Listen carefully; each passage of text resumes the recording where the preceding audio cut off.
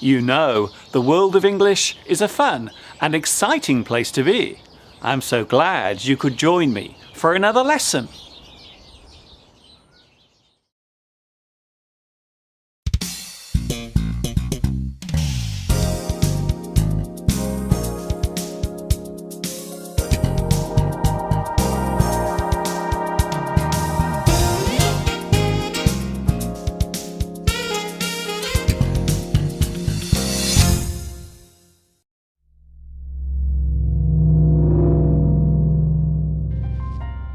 Hi everybody, this is Mr. Duncan in England. How are you today?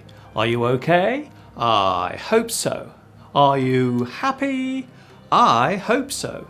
In this lesson we will be taking a look at a special object, something that at any time can be seen somewhere in the world, especially at night. It is not down here on Earth, but high up above us. It may be far away, yet it has the ability to affect us all in one way or another. In today's lesson, we are literally going out of this world to take a look at the moon.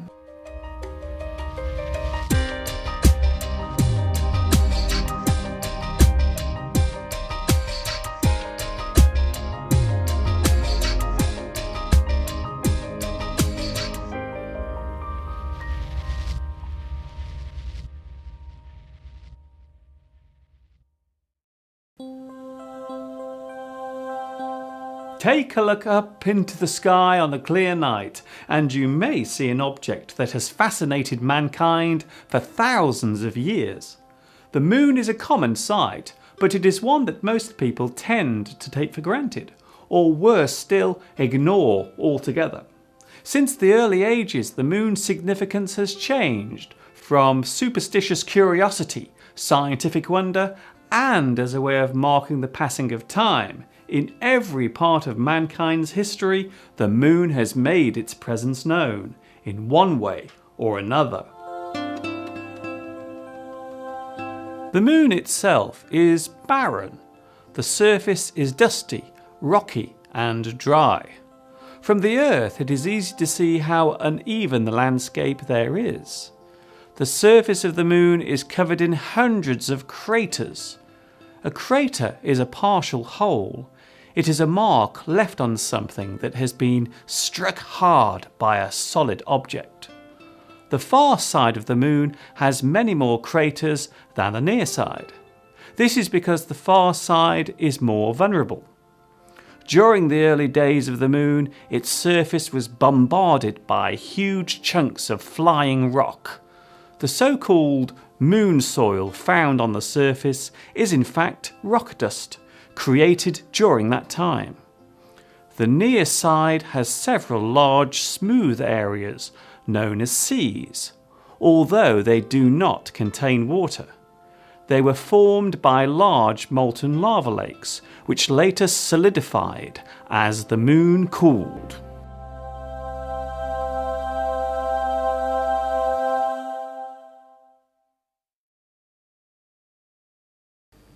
The Earth and the Moon have two very distinct things in common. First, they both go around something. The Earth goes around the Sun, and the Moon goes around the Earth. This motion is called the orbit. This word relates to the circular path that the object in question takes as it moves. The other similarity is that both the Earth and Moon rotate as they orbit. They both revolve. This movement is what gives us our days and nights. However, the moon revolves at around the same speed as it orbits the Earth, and because of this, we can only ever see one side of it. This particular side of the moon is always pointing towards us. This is why the moon always looks the same. The other side of the moon is referred to as the far side or the dark side. Nowadays, most people refer to it as the far side, due to the fact that both sides of the moon receive exactly the same amount of light. In total, only 60% of the moon is ever visible to us. Some facts and figures about the moon. The distance between the moon and the Earth is just under 239,000 miles. The moon takes 27 days, 7 hours and 43 minutes to go around the Earth. The same area of the moon always faces us. This is because of its synchronous rotation. As the moon and Earth move around the sun, the amount of light reflected from the lunar surface to us changes. The moon's gravity is 6 times weaker than the Earth's. The English word lunatic comes from the belief that the full moon made people crazy. Luna is the Latin word for moon. Luna was also the Greek goddess of the moon. Just as the Earth pulls on the moon, so the moon pulls on the Earth. The slight gravitational drag of the moon pulls our oceans towards it, thus creating the tides here on Earth. The moon is slowly moving away from us at a rate of 3.8 centimeters per year.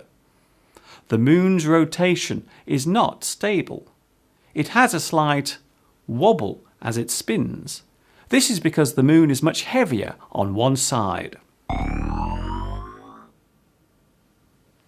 Sometimes the Earth will move directly between the sun and the moon. The shadow of the Earth passing in front of the moon can clearly be seen during this time. This event is called an eclipse. Sometimes the eclipse is only partial, while on other occasions the moon becomes completely hidden and obscured. This is called a total lunar eclipse. There is also a total solar eclipse. This is when the moon moves directly across the sun, blocking out all of the sunlight for a short while.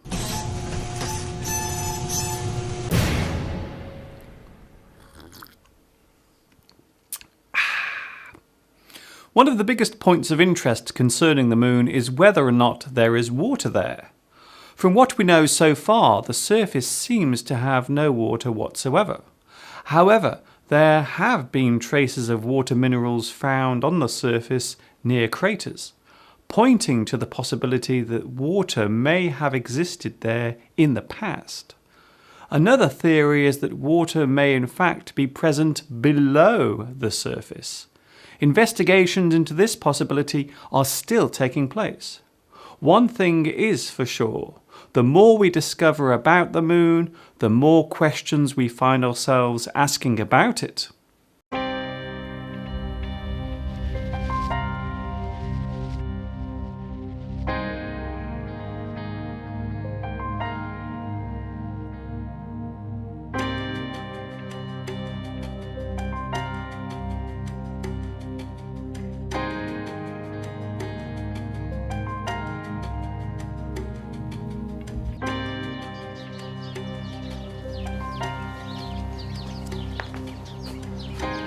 There are many ways to observe the moon. You can use a telescope, like this one, and get really close up to it. With a telescope, you'll be able to see the details of the lunar surface. Or you can use a pair of binoculars. They are not as powerful as a telescope, but you will still be able to see the surface, but in not so much detail.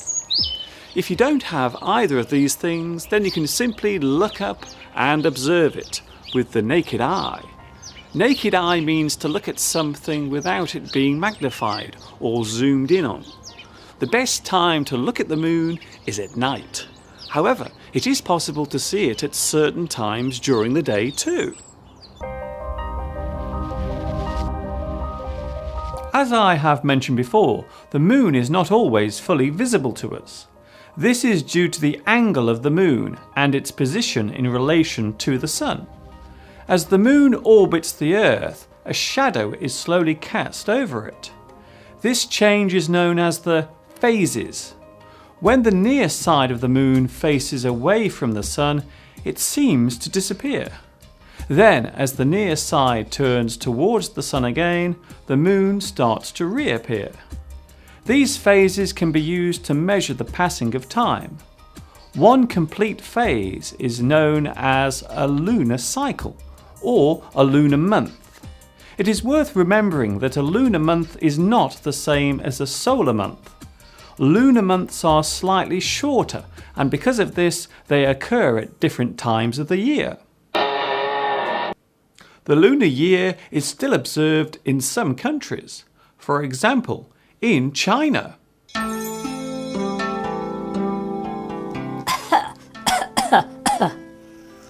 The Lunar New Year has been followed by the Chinese for thousands of years.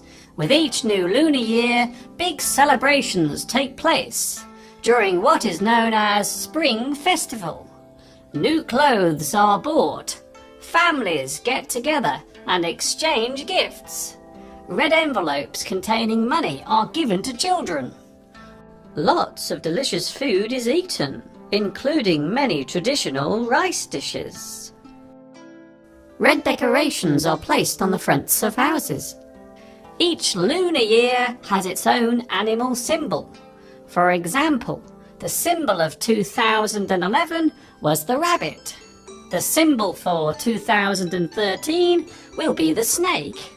And the symbol for 2012 is...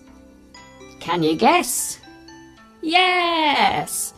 2012 is the year of the dragon, and it began on January 23rd. Rah!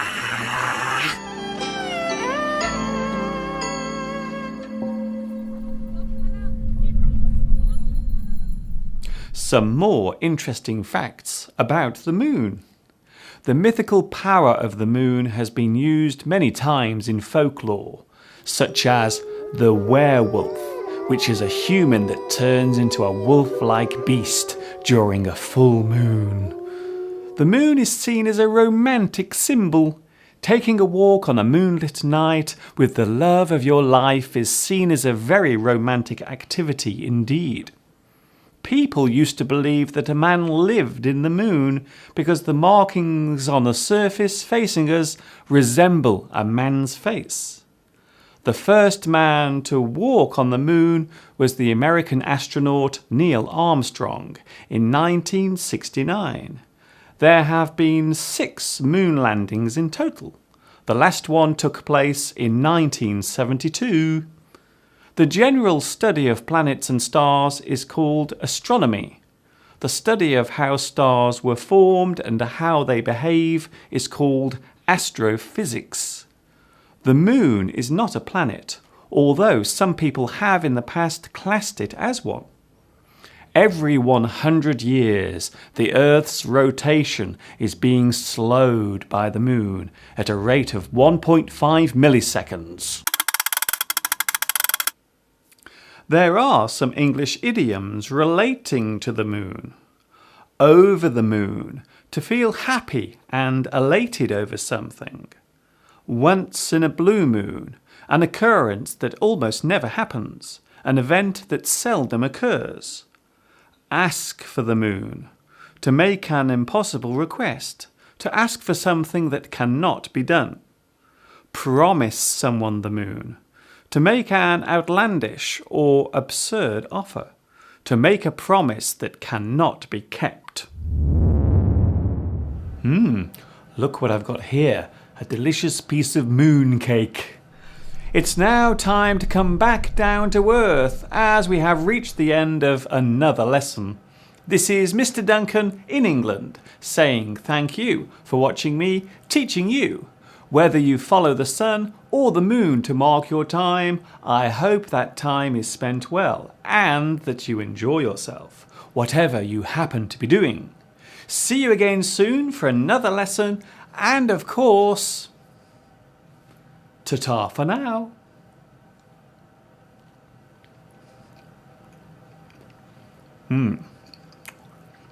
Delicious.